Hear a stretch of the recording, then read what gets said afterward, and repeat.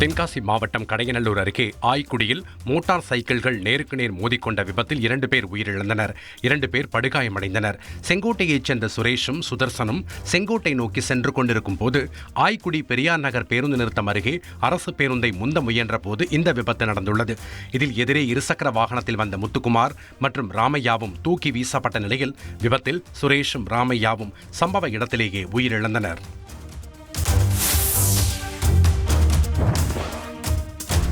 சென்னை பூந்தமல்லியில் கல்லூரி பேருந்து மோதிய விபத்தில் சிகிச்சை பெற்று வந்த 10ஆம் வகுப்பு மாணவன் உயிரிழந்துள்ளார். தனியார் பொறியியல் கல்லூரி பேருந்து குமணன்சாவடி அருகே ஓட்டுநரின் கட்டுப்பாட்டை இழந்து முன்னால் சென்ற 5 வாகனங்களின் மீது மோதி விபத்திற்குள்ளானது. அப்போது இருசக்கர வாகனத்தில் சாலையை கடக்க முயன்ற நாகேந்திரன் மற்றும் அவரது மகன் ரோஹித் இருவரும் கீழே விழுந்ததில் ரோஹித்துக்கு தலையில் பலத்த காயம் ஏற்பட்டு சிகிச்சை பெற்று வந்தார். இந்நிலையில் சிகிச்சை பலனின்றி அவர் உயிரிழந்தார்.